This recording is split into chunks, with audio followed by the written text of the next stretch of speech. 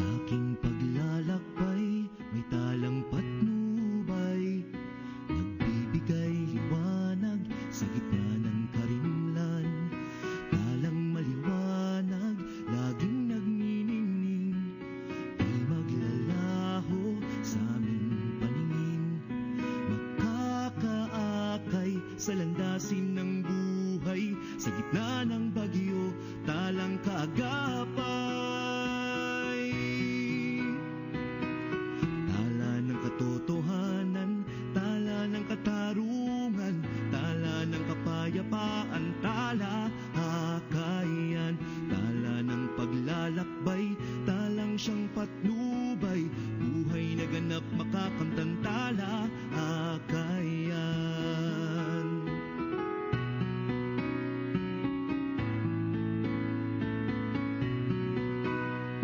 Taimtim na panalangin, manindigang tapat, sa mapagpalayang adhikain. Tala ng katotohanan, tala ng katarungan, tala ng kapayapaan, tala akayan, tala ng paglalakbay, talang siyang patnubay, buhay na ganap makakamtan, tala akayan. Tala akayan, tala akayan.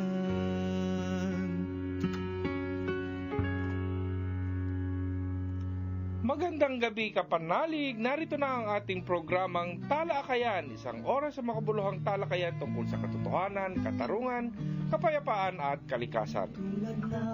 Ito po si Father Delfo Canceran, OP ng Promotion of Church People's Response. Kami po ni Raymond ang inyong magiging host sa gabing ito sa ating programa sa Radyo Veritas 8:46 AM, ang Talakayan. Ang talabalita natin ngayon mga kapanalig, Huwebes, 9 ng Abril, taong 2015, ang ating unang balita, sa tinraidor ng Pangulo. Naglabas na ng sama ng loob ang dating commander ng Special Action Force ng Philippine National Police laban kay Pangulong Benigno Aquino at matalik nitong kaibigan na nasibak na chief ng PNP na si Alan Purisima. Ayon kay General Getulio Napeñas, ang tingin niya at marami pang taga-SAF ay tinraidor sila ni Aquino at Purisima sa pag-iwan sa kanila sa ere sa oras na namamatay na sila sa Mama Sapano. Kinumpirma ni Napeñas ang obserbasyon ni Kabataan Party Congressman Terry Ridon sa ikatlong pagdinig ng Kamara de Representante kaugnay ng Mama Sapano kahapon sa pagsasabing, "Yes, Your Honor, that is my opinion and feeling." Sinabi pa ni Napeñas na ramdam nila na sila ay ibiniti ng Pangulo at ni Purisima dahil walang napapanahon at epektibong tulong silang natanggap sa kabila ng paulit-ulit nilang sumamo na sila ay tulungan. Isiniwalat din ng opisyal na nananatiling tahimik si Aquino noon sa kanilang huling pulong sa Malacanang habang ipinipresenta nila ang planong sabihan na lamang ang militar sa oras na naroon sila sa area ng operasyon. Ipinagpapalagay niyang alam na ng Pangulo ang atas sa kanya ni Purisima na huwag nang sabihan ang Armed Forces of the Philippines. Ang ating ikalawang balita, investigasyon ng Kamara sa Mama Sapano, kulay dilaw na. Hindi nagiging tapat ang nagpapatuloy na investigasyon ng Kamara de Representante hinggil sa insidente sa Mama Sapano noong Enero na nagdulot ng kamatayan ng 67 katao. Ito ang sinabi ni Nabayan mo na Congressman Nery Colmenares at Carlos Zarate sa isang pahayag matapos sa ikatlong pagdinig ng kapulungan kahapon. Ayon sa dalawa, ang mga batikang aliado ng Pangulong Aquino na ang nanguna sa pagbabara sa kanilang panukalang ipadala man lamang ang mga katanungan nila sa Malacanang. Paliwanag ni Colmenares at Zarate, tanging si Aquino lamang ang makakasagot sa kanilang 20 tanong na naayon rin naman sa pahayag ng Pangulong dapat siyang tanungin bago husgahan. Matatandaang nagpresenta pa si Caloocan Congressman Egay Irice na siya na lamang daw ang sasagot sa mga tanong na para lamang sana sa Pangulo. Ang ating ikatlong balita, mga minor de edad inaresto ng militar sa Bukidnon. Kapahamakan ng sinapit ng 5 minor de edad sa Manolo Fortich, Bukidnon noong nakaraang gabi ng Linggo, Pasko ng Pagkabuhay. Ayon sa Kalumbay Regional Lumad Organization, 5 batang babae at 1 batang lalaki ang inaresto at ikinulong ng 1st Special Forces Battalion at Regional Public Safety Battalion ng Philippine Army. Ang edad ng mga biktima ay 17, 15, 13, 11 at 7 taong gulang ayon kay Kalumbay Secretary General Roger Plana. Inaresto ang mga bata dahil kaanak sila ng mga katutubong higaonon na kumukontra naman sa malalakihang pagmimina sa naturang bayan. 6 pang higaonon ang kasamang naaresto sa naturang operasyon ng militar. At para sa ating tala parokya, naririto si Father Delfo. Iba't ibang simbahan nanawagan ng pagbubukas ng usapang pangkapayapaan.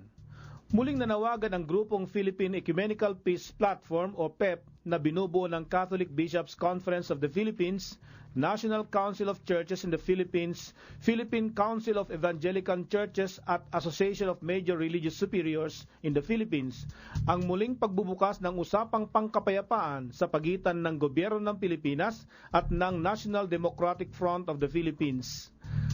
Sa kanilang pahayag, binibigyang halaga nila ang panawagan ng ilang mambabatas sa gobyernong Aquino na muling buksan ang usapang pangkapayapaan sa NDF at huwag lamang patali sa usapang nagaganap sa MILF. Ayon sa grupo, natigil ang usapan sa pagitan ng GPH at NDF noong Hunyo 2011 at mula noon ay nanawagan na sila ng pagbubukas ng usapan upang talakayin ang mahalagang usapin na natiling dahilan ng armadong tunggalian sa ating bayan.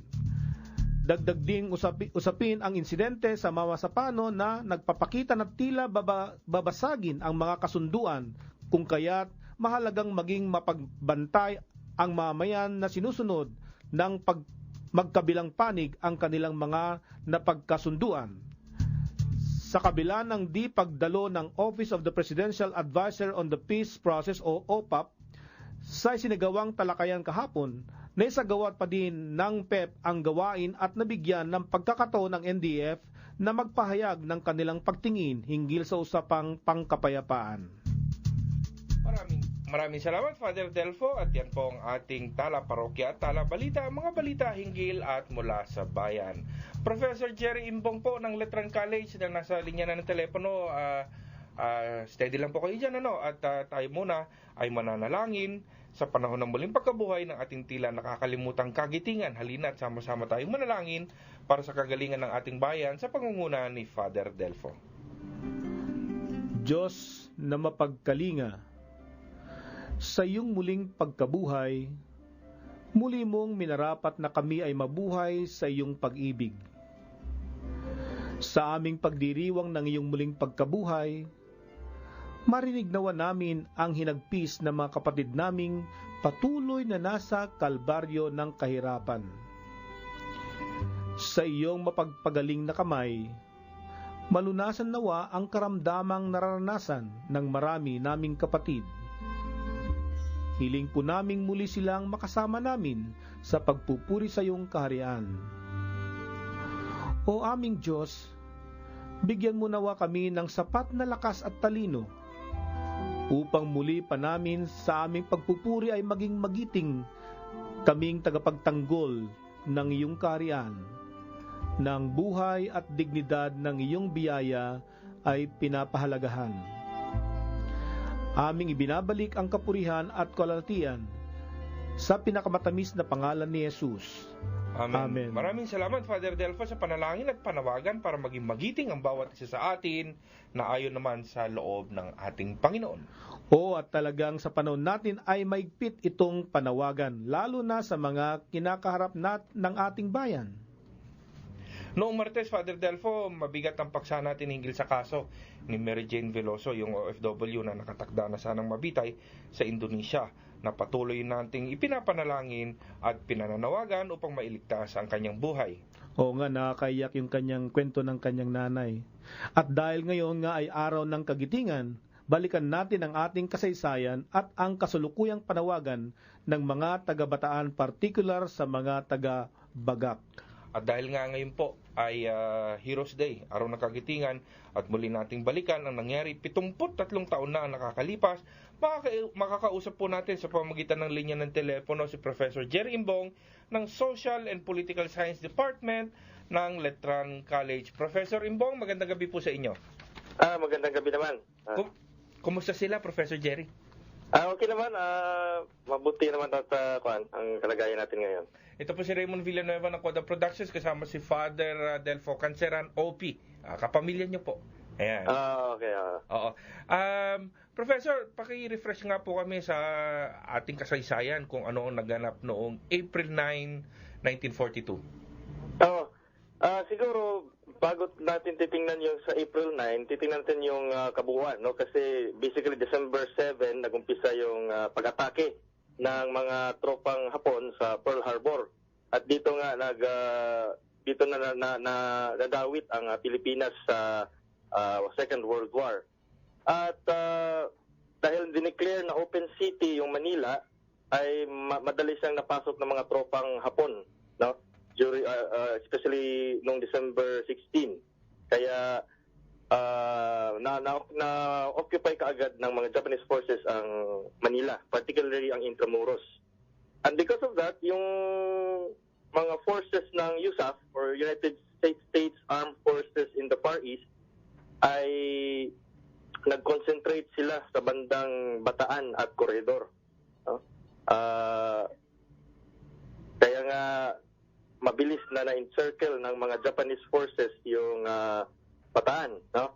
And at alam natin na sa araw na ito, April 9, surrender yung Bataan sa Japanese forces. And later on, sa May 7, bumagsak din yung sa Corridor. Professor Jerry, tila kabalintunaan, irony na bumagsak kanyo, nagsumurrender ang ating mga puwersa noong April 9, 1942, pero ginugunita natin ang araw na ito bilang araw ng kagitingan.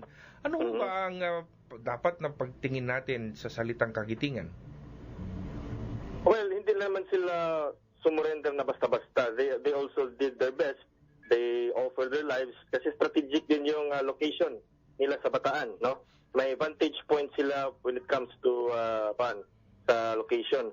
Kaso nga lang, they were really overwhelmed by the Japanese forces, kaya bumagsak din sila eventually sa Japanese forces. Kaya ang point lang doon ay they did not easily surrender to the Japanese forces. They did their best in defending Bataan and also Corregidor.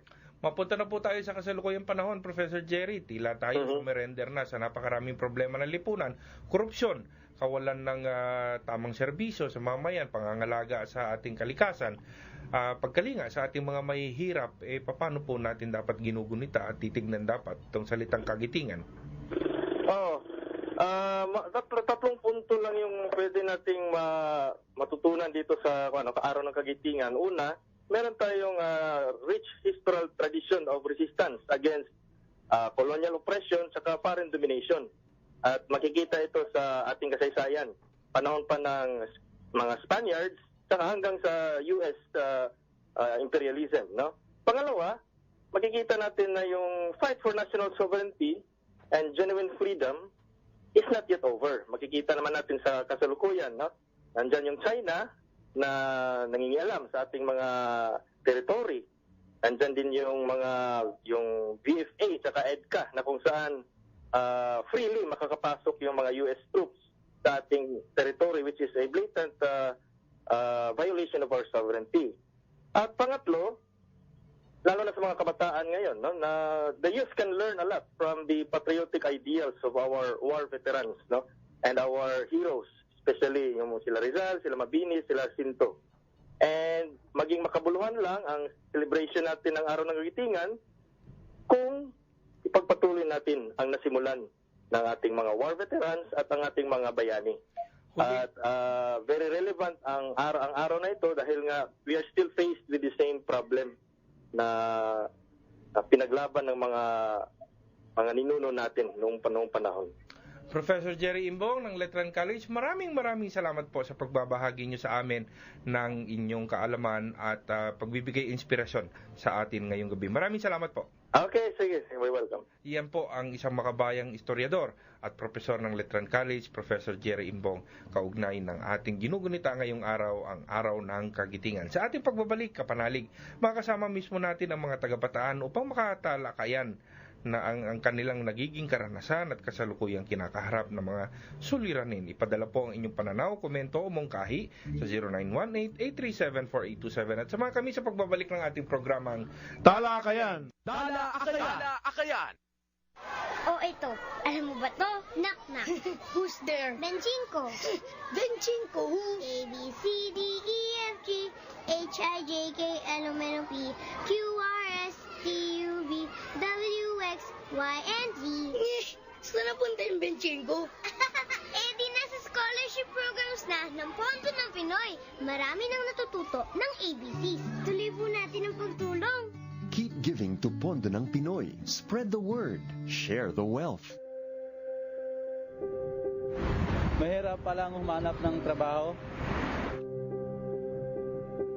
Dito sa kalye ako naglalaro at makatira. Isang beses lang kami kumakain sa isang araw.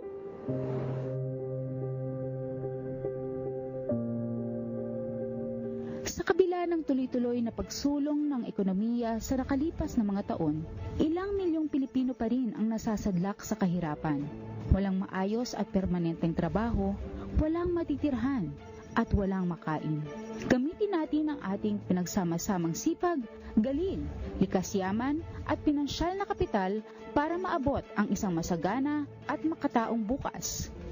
Sa loob ng 20 taon, ang Foundation for a Sustainable Society ay tumutulong sa mga social enterprises tulad ng mga kooperatiba, microfinance institutions, at mga gawaing pang-ekonomiya ng mga mahihirap kung saan ang tubong nalilikha ay kanilang gagamitin para sa kanilang kaunlaran. Sa social enterprises, may kabuhayan, kasanayan, at pangmatagalang kaunlaran ang komunidad kasabay ng pag-iingat sa kalikasan na kanilang pinagkukunan ng kabuhayan. Itaguyod natin ang social enterprises, tagkilikin natin ang kanilang mga produkto, isabatas ang Social Enterprise Bill. Talakayan! Nagbabalik ang ating programa. Ito si Raymond Villanueva ng Coda Productions. At ito po naman si Father Delfo Canceran Opie at kay kapiling namin dito sa ating programang Talakayan. Matapos ang 73 taon na ipinakita ng mga kapatid nating Pilipino ang kagitingan ng ating lahi, kumusta na ba ang kanilang pinaglaban at ang kalagayan ng mga mismong tagabataan? At para po makasama natin sa ating talakayan, kapiling po natin ang mga opisyales ng nagkakaisang mamamayan ng Bagak tungo sa pagbabago at Kaunlaran Incorporated. Ating pong i-welcome ang tagapangulo ng kanilang samahan, si Ginoong Federico de Guzman. Kapanalig, Federico, magandang gabi po sa inyo. Magandang gabi din po sa inyo. Ano po ang ating panayaw, kapanalig? Pedring po ang aking panalig. Ay, Pinoy na Pinoy. Parang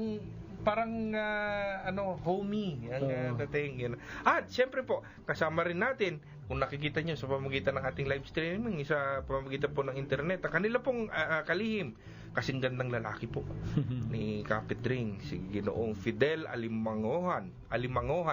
Tama ho ba ako, Kadel? Tama po. Magandang gabi po sa kanila. Magandang gabi po naman sa inyo lahat. Bago po tayo magpalawag, pakibati naman po mga nakikinig natin, mga kapanalig sa Bagak. Binabati ko po ang lahat ng mga nakikinig dito sa istasyon ng Radio Veritas, lahat ng mga taga-Bagak, pamilya ko, pamilya ng aming Pangulo, si Mr. Federico de Guzman, at sa lahat ng kasapi ng aming samahan. Kapanalig Pedring, si Father Jerry sa Morong Bataan. Oo nga po. Ang ating tagapag-ugnay. Oo nga po. Father Jerry, magandang gabi po. Father Jerry, magandang gabi po sa inyo at salamat po sa suporta na binibigay ninyo sa amin. Ganon din po kay Sister Adele Bonson ng Specie Center sa Bagak, Bataan. Kay Dr.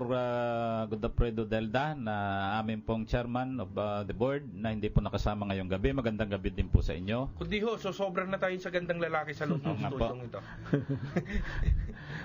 Para siguro sa ating mga tagapakinig kasi pinakilala mo sila sa kanilang organisasyon. Nagkakaisang mamayan ng Bagak tungo sa pagbabago at Kaunlaran Incorporated. Ano po itong inyong organisasyon kapanalig Pedring at Fidel? Ang nagkakaisang mamamayan po ng Bagak tungo sa pagbabago at kaunlaran ay isa pong non-government organization. Samahan po ito ng mga taga-Bagak na tumututol sa katiwalian. Ang amin pong advokasya ay transparency sa paggobyerno, yung malinaw at bukas na pamamahala, yung pong elimination ng graft and corruption sa gobyerno din po, pagtulong sa magsasaka at mga mahihirap na buhay katulad ng mga mangingisda at iba pa, at ang importante po sa lahat ay ang protection ng ating environment. Yan, napaka-altruistic ng pakinggan. Kailan po kayo na itatag, Kapanalig Del? Noong pong 2013, tapos naan po kami ng August 2014, kami ay narehistro sa Security Exchange Commission. So, lehitimong organisasyon po ito. Opo. Ano po ang inyong kasapian? Baka naman kasi kung pakikinggan ng inyong mga layunin, parang nangangampanya na kasi 2016 parang ganyan na maririnig natin dun sa mga traditional politicians Ano ho inyong kasapian? Ang magiging kasabihan lang po namin ay ang tumulong sa aming mga kababayan kahit kami ay hindi politiko para po mapangalagaan ang aming kalikasan. Ang inang kalikasan po na nagbibigay sa atin ng kabuhayan sa mangingisda at mga magsasaka. Yun ang importante, wala sa inyong politiko. Iyon po. Yung in particular, yung traditional politician. Karaniwang mamamayan ng Bagak. Kami naman po ay nagagalak, binibigyan nyo kami ng pagkakataon na may broadcast ang tinig ng mga karaniwang mamamayan. At pinag-uusapan natin dito, kalikasan, Father Dan, napakalakas ng simbahan. Panawagan sa kalikasan. Ngayon po, ano po ang isyong inyong hinaharap pangunahin ng inyong samahan at tila naluwas pa kayo rito sa Manila para lang maipahayag ang inyong damdamin? Ang layunin po namin sa pagpunta po dito sa Radio Veritas ay upang malaman ng mga taga-lalawigan ng Bataan at lalong-lalo na po ng mga mamamayan ng Bagak ang illegal quarrying na nangyayari po sa Sitio Ulingan, Barangay Banawang, dyan po sa bayan ng Bagak.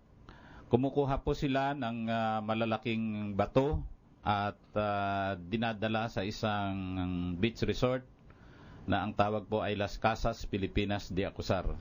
Ito ho yung pinapasikat nila na koleksyon ng mga matatandang mga bahay pagmamay-ari ni sa malaking negosyante. Tama po yun, kapatid na Raymond. So, ibig kong sabihin, maraming tambak doon ng tibag na bato.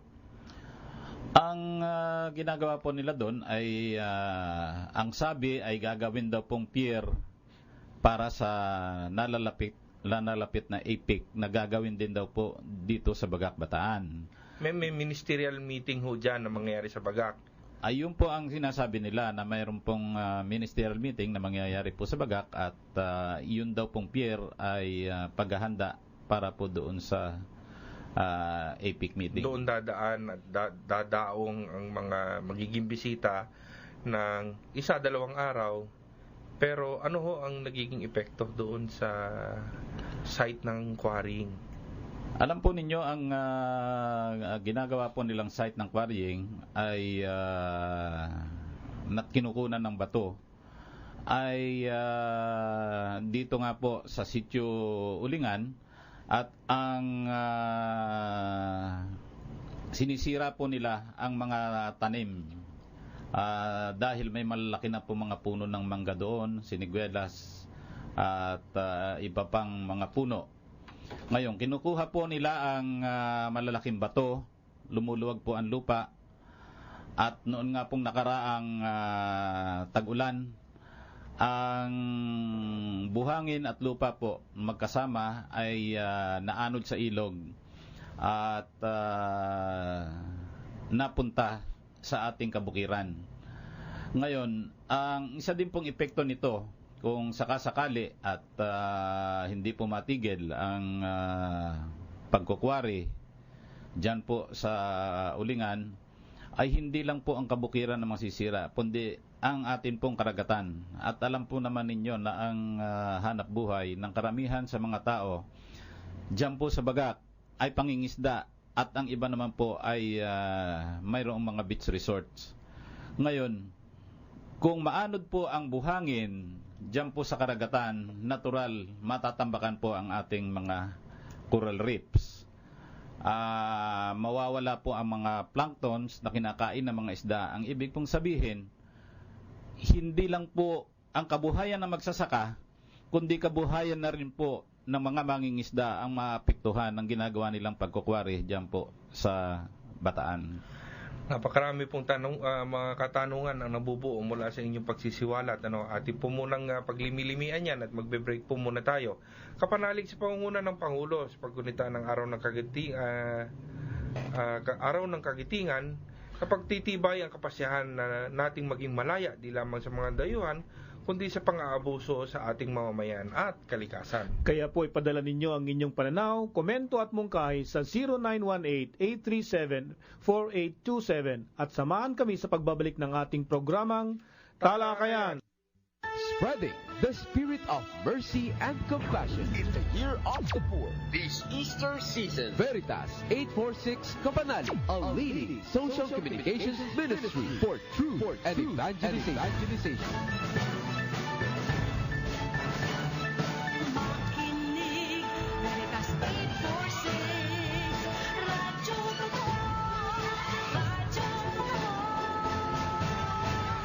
Member, Catholic Media Network and kapisanan ng mga broadcaster ng Pilipinas.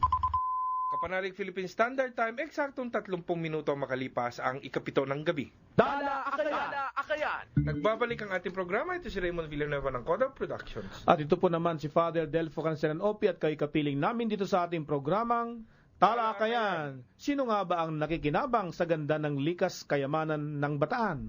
Papaano nila naisa sa katuparan ang kanilang mga pang-aabuso sa mamayan at kalikasan? Paano'y pinapakita ng mga taga-Bataan ang kagitingan sa ating panahon? Yan po. At kanina po, bago tayo nag-break, ay isiniwalat sa atin kung ano ang kanilang pangunahing hinaharap ngayon ng samahan po ni na Kapedring at Kadel. Kadel, kanina po inabanggit nga ninyo yung quarrying niyan at ilang mga epekto. Kailan ho ba ito nagsimula? Ito po ay nagsimula noong 2013. Ang first part po ng pagwakwari nila ay naganap noong 2013. Gumawa po sila ng mga kumuha sila ng mga authorization ng mga tao na siyang nakapwesto doon sa lugar ng pagkukuhanan nila ng quarry ng mga bato na hindi naman po yun ang mga talagang may-ari ng lupa. Ay, ganun no. Ibig kong sabihin, masasabi ho ba natin mga ilang opisyal ng local government units yan? Dahil hindi naman basta-basta makakapasok sa isang lugar na din nilang pagmamay-ari nang walang malakas na backer. Ganun ho ba, President Kapanalig Pedring? Ang totoo po nito, nung magsimula po sila ng pagkukwari dyan po sa aming bayan, ay napansin po namin na may ibinigay na mga authorization ang barangay kapitan po ng barangay Banawang at ganun po din si Mayor Del Rosario. Nung magsimula po silang magkwari ay nagpadala po kami ng sulat sa Mines and Geosciences Bureau at kami ay nagrereklamo at ipinaalam po namin sa kanila na mayroon nga pong illegal quarrying nang nangyayari diyan sa Bagak. Ganon din po, sumulat din po kami sa Environmental Management Bureau dahil ang alam po namin ay wala pong Environmental Compliance Certificate ang kanilang pagkukwari. Ang aksyon po na ginawa ng Regional Director ng Region 3 ng Environmental Management Bureau at Mines and Geosciences Bureau ay nagpadala po ng sulat ang ating direktor ng Mines and Geosciences Bureau kay Governor Garcia at inirekomenda po na patigilin ang pagkukwari dyan po sa Bagak dahil ang resulta po ng kanilang investigasyon ay talaga pong illegal at quarrying ang ginagawang pagkuha ng bato dyan po sa aming bayan. Paano po nangyari? Nagpapatuloy pa ang quarrying, Kapanalig Pedring? Ang pagkukwari po nila ay sige-sige hanggang ngayon po. Huminto lang po sila sandali at pagkatapos ay sa isang sikretong paraan ay nakakuha po sila ng sinasabi nilang permit daw po na ibinigay ng gobernador ng Bataan. Ngayon, ang problema po doon sa permit, hindi po sila kumukuha doon sa permit area, kundi sa ibang lugar po sila kumukuha ng mga bato. Hindi po mismo doon sa inaprubahan ng gobernador na lugar na dapat nilang kuhanan ng bato. Describe nga po muna para maisalarawan sa ating mga nakikinig. Ano ba mga klaseng bato ang kinukuha? Ito ba hinuhukay nila sa bundok na malaki at saka nila dinudurog? O ito po yung mga malalaking bato, halimbawa malapit sa mga ilog? Ang lugar po na kinukunan nilang bato ay malapit sa ilog at ito din po ay lugar na kung saan ay may nakikitang malalaking bato. Yung mga bato pong sinasabi namin ay ikinakarga sa mga truck at ang laman ng isang truck kung atin pong titingnan ay 1 hanggang 2 piraso lamang. Napakalalaki po ang bato na ito. Ganun po kalalaki. Hindi ho ba parang kabalintunaan ang nangyari dahil ipinagmamalaki ng Bataan na isa sa magandang ecotourism destination. Hindi ho ba magandang bisitahin, naglalaki ang mga bato, pwedeng paliguan kung maayos pa yung ilog na yan, bakit ho napupunta na lamang doon sa babasagin lang para gawing daungan ng mga bangka? Hindi na nga po ito binabasag, kundi itinatambak na lang po doon sa dagat, pinagpapatong-patong, at pinahahaba papunta po sa direksyon ng laot. Sa ngayon po, ang aming estimate noong haba nung nagawa na pong pier ay nasa mga 300 to 400 meters. Ganun na karami? Ganun na po karami ang nakuha nilang bato. So, hindi ho kaya magiging delikado kung biglang malakas ang ulan, wala nang harang at magiging mabilis na ang daloy ng tubig? Hindi ho ba delikado yun? Napakadelikado nga po.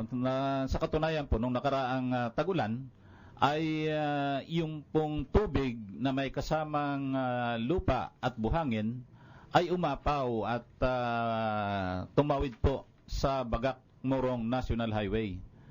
At nagrereklamo nga po, hindi lamang kaming mga taga-Bagak, kundi ang mga taga-Morong na rin, dahil napakadelikado nga po nung daan, dahil napakadulas. So napapatindi ang epekto ng pagbabaha at saka napapabilis din ang erosion.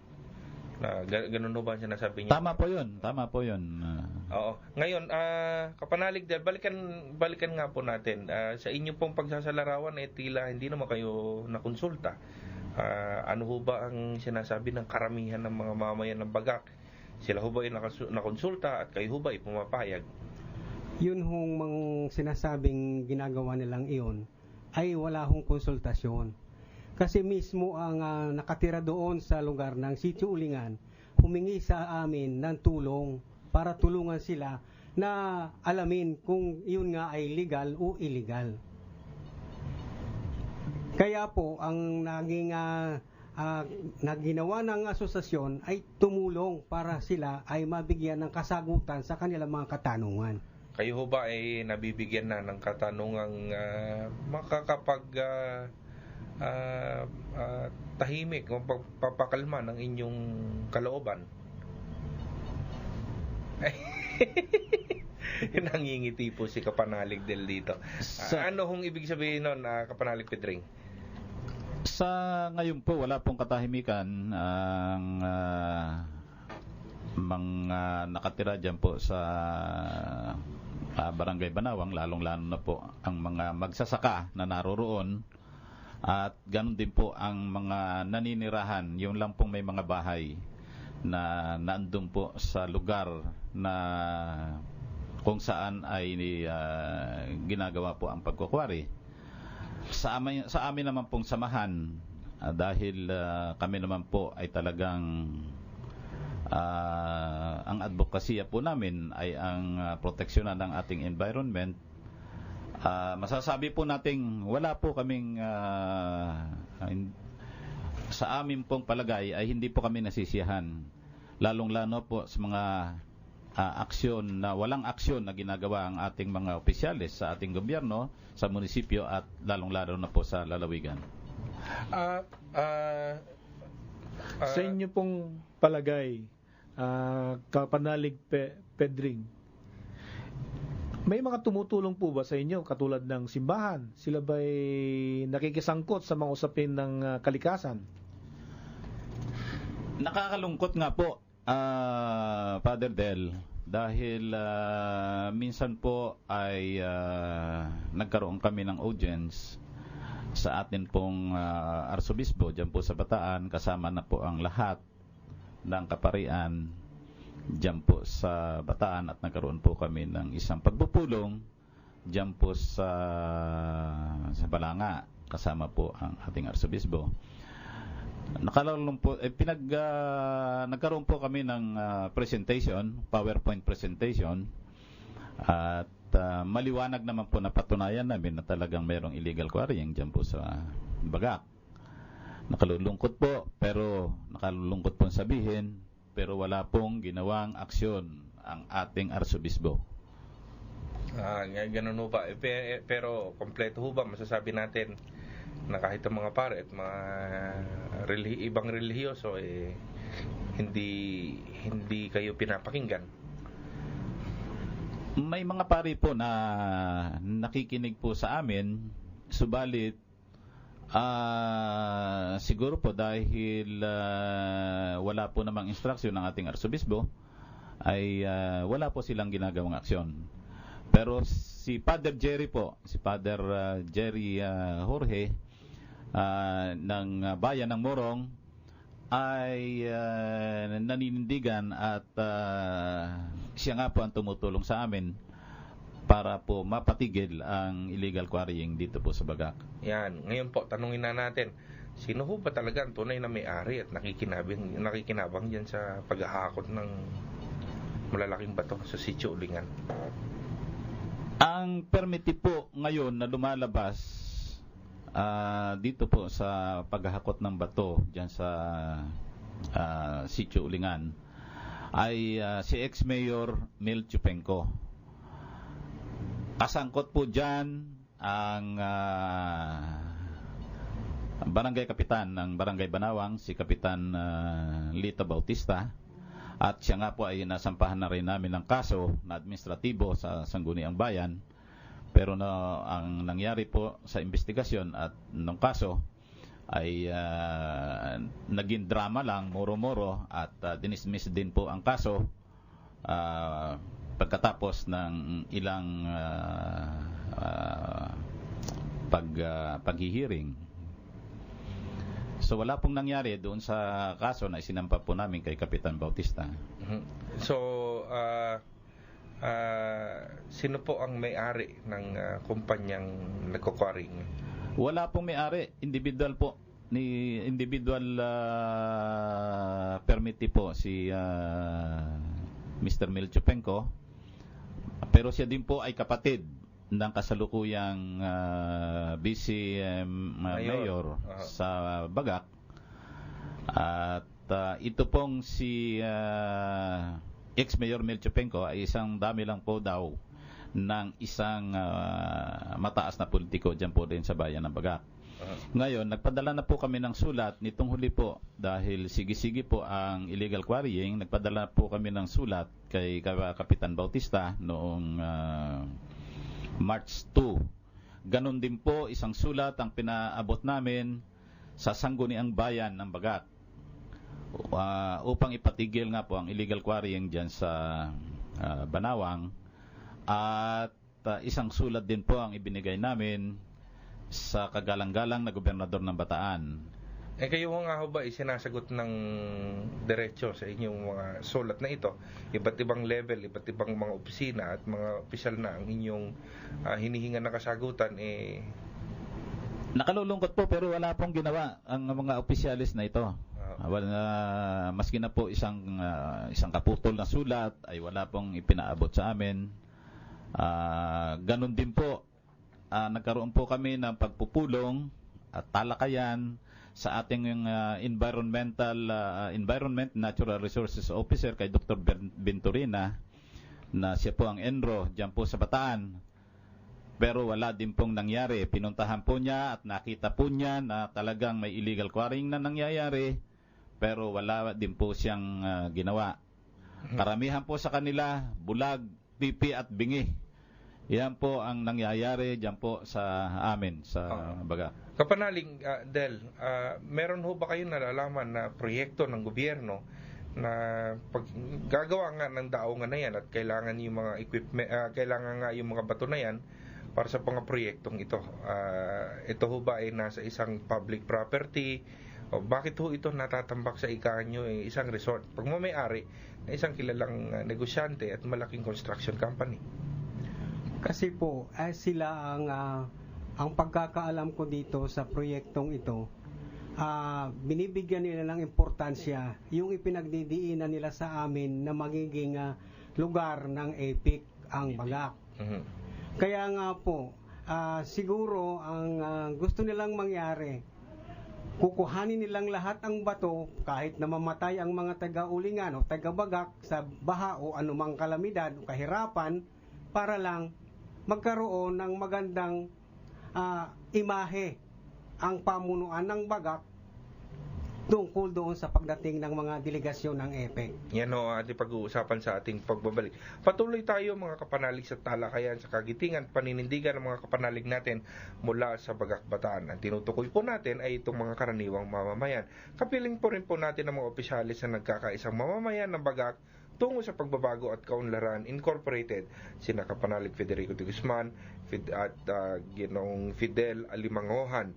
Patuloy po kayong makinig dito sa ating programa at magpadala ng inyong mga komento at mungkahi sa 0918-837-4827 at samahan kami sa pagbabalik ng ating programang Talakayan. Come to the rivers of living water and be refreshed all throughout the year. Living Water 2015 is a Catholic Bible reflection guide that offers insightful wisdom for today's Catholic based on the daily Mass readings. Living Water 2015, insightful wisdom for today's Catholic. Available at national bookstore outlets and Catholic bookstores. For inquiries, call 722-2621 or email springs@elimglobal.org. Brought to you by Springs Foundation, inspiring today's Catholic. Summer na kapanalig, narito ang dapat gawin upang maiwasan ang sunburn. Gumamit ng sunscreen, protective clothing at ultraviolet protected sunglasses, maglagay ng SPF 30 o higit pa para sa sunscreen application at magsuot ng sombrero at long sleeves kung lalabas ng bahay. Mag-enjoy ngayong summer kapanalig, ngunit mag-ingat para hindi magkasakit. Isang paalala mula sa Veritas 846, Radyo Totoo. Akayan. Nagbabalik ang ating programa. Ito si Raymond Villanueva ng Kodak Productions. At ito po si Father Delfo Canceran at kayo'y kapiling namin dito sa ating programang Talakayan. Pinag-uusapan po natin ang illegal quarrying at ang hindi pagsagot ng mahusay sa katanungan ng mamamayan ng Bagak kaugnay ng mga bagay ng unang usapin na ito. Ngayon po, meron pa tayong mga ilang katanungan sa ating mga kapanalig, si Ginoong Federico de Guzman at Fidel Alimangohan, kaugnay nito. Ngayon no, kung ang sinasabi, kapidring ng mga opisyal ng Bagak at ng probinsya ng Bataan na ito ay makakabuti doon sa imahe nga ng inyong bayan kung diyan gaganapin ang isang ministerial meeting ng darating na EPIC ngayong Nobyembre, bakit po kayo kumukontra? Sa totoo lang po, gustong-gusto po namin na magkaroon nga po ng EPIC meeting diyan sa Bagak. At ito po ay magiging isang sabihin po nating kondin po namin bali pride nyo rin po. Pride po din namin ng mga taga-Bagak na magkaroon po ng meeting diyan po sa Bagak, lalong-lalo na po itong EPIC meeting na napakalaking organisasyon ng mga Asian countries. Ngayon, ang tinututulan lang po namin dyan ay yung kasiraan po ng ating kalikasan. At kung sinasabi po nila na mayroon po silang permit, di doon po sila kumuha sa lugar na nakasaad doon sa permit. Nakasaad doon po sa permit. Ang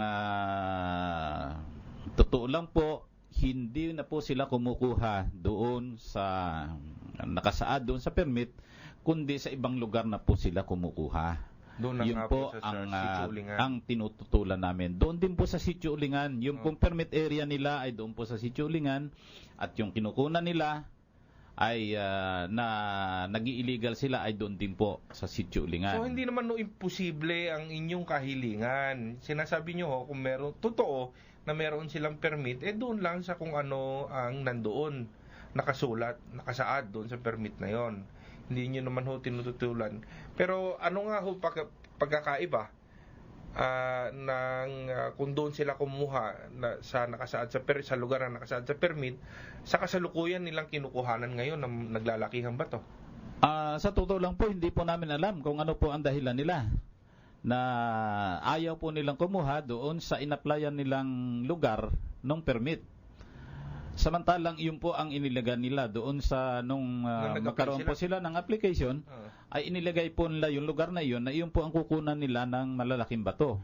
Ngayon, ilinaw lang natin sa kasalukuyan nilang kinukuhanan ngayon ng bato, delikado ang kabuhayan at mismong buhay ng mga kapanalig natin sa Sitio Ulingan. Opo, tama po yun. Kapitid na Raymond, dahil yun na nga po ang sinasabi namin na kung magkaroon po ng malakas na ulan, bumaha, at magkaroon ng malaking volume ng tubig diyan po sa lugar na pinagkukwarihan, ay napakadelikado ang kabuhayan at ang buhay ng mga nakatira diyan po sa lugar na yan, at ganoon din po ang kabuhayan ng ating mga magsasaka. Yun ho ang inyong talagang layunin. Iyon po ang aming layunin. Ngayon, kung sakasakali at nasabi nila na wala nang makuhang bato doon po sa kanilang permit area, marami naman pong makukuhanan ng legal na sources dyan po sa Bataan. Ano ang mangyayari? Ngayon bigyang daan natin.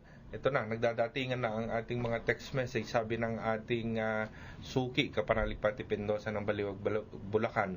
Good evening po. Share lang po ako. Talaga pong nakakalungkot na sinisira ng mga negosyante ang ating kalikasan. Dapat po ay pagyamanin natin at pinagkaloob sa atin ng Panginoon at hindi po salantain.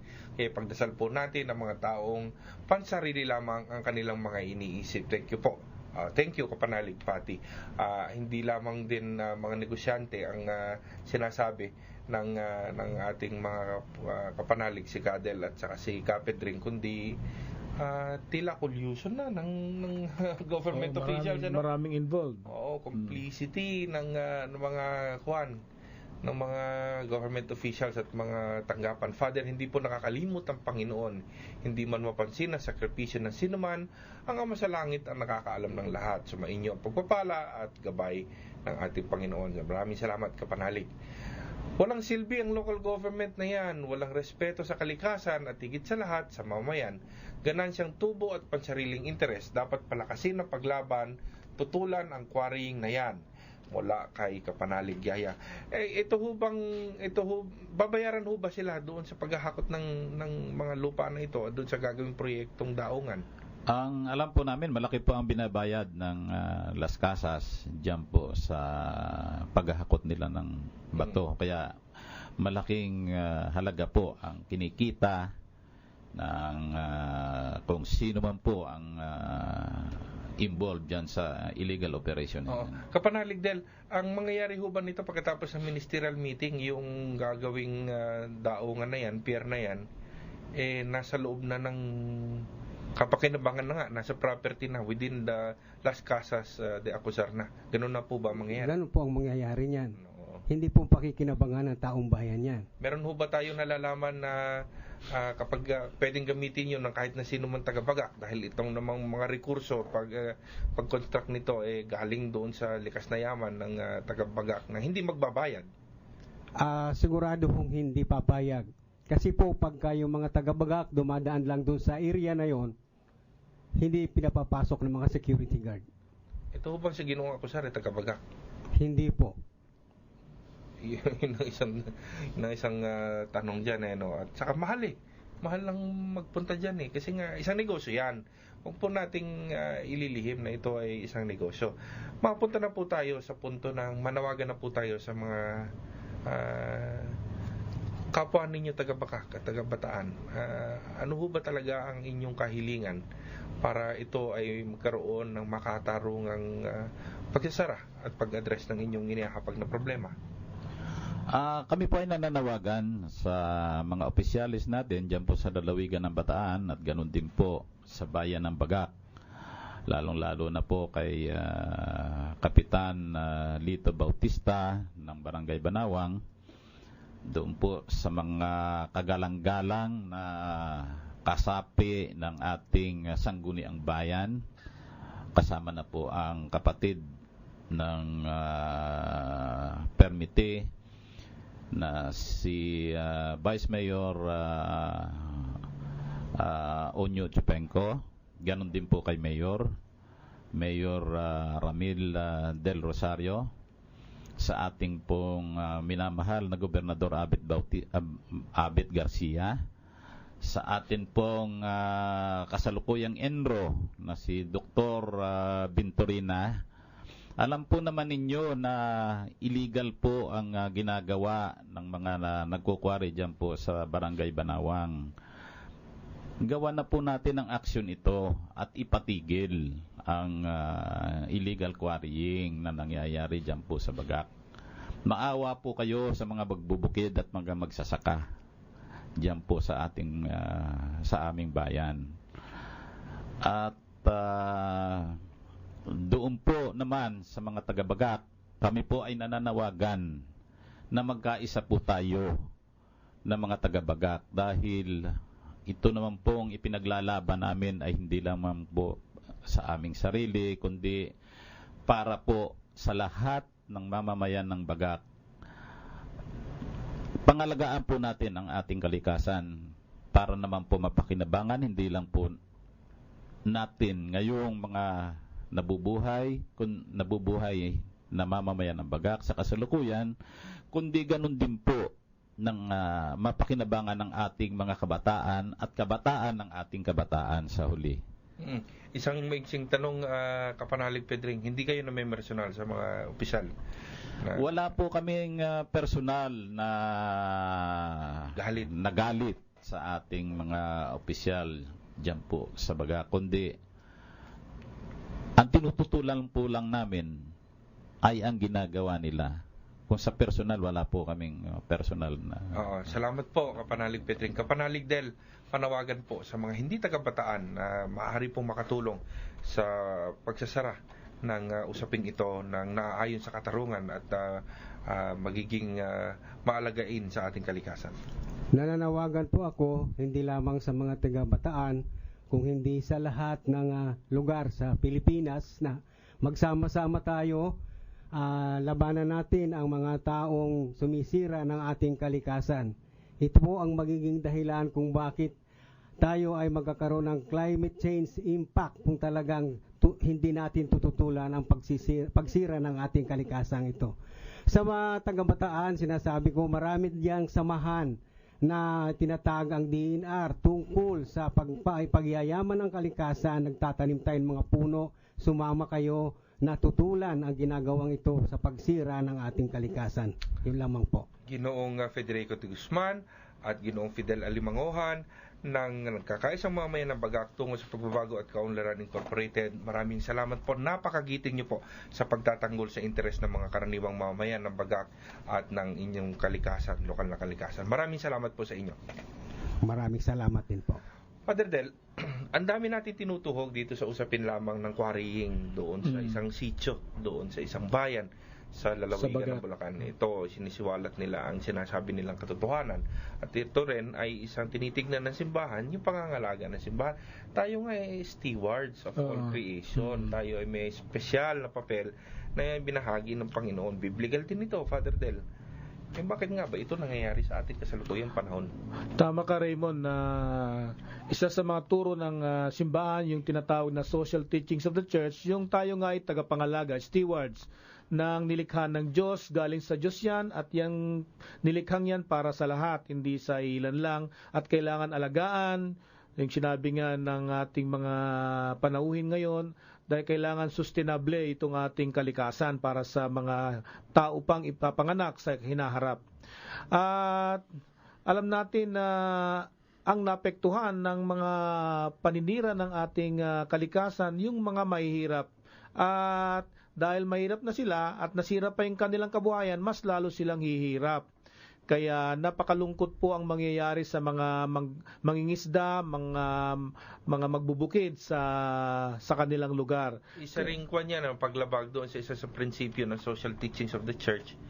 Yung paglabag na sa prinsipyo ng common good. Lalong-lalo na mga mahihirap ang apektado, yung dati ng mayaman at dati ng makapangyarihan, sila ang nag-uusap. Tama, Raymond. Kaya lalong-lalo po ngayon, mga kapanalig, Year of the Poor po ngayon. Kaya sana ang taong simbahan makiisa sa mga pinaglalaban ng mga mamayan tungkol sa pag-aalaga ng ating kalikasan, dahil ang mga mahirap po ang apektado dito sa ating paninira sa ating sa ating kalikasan.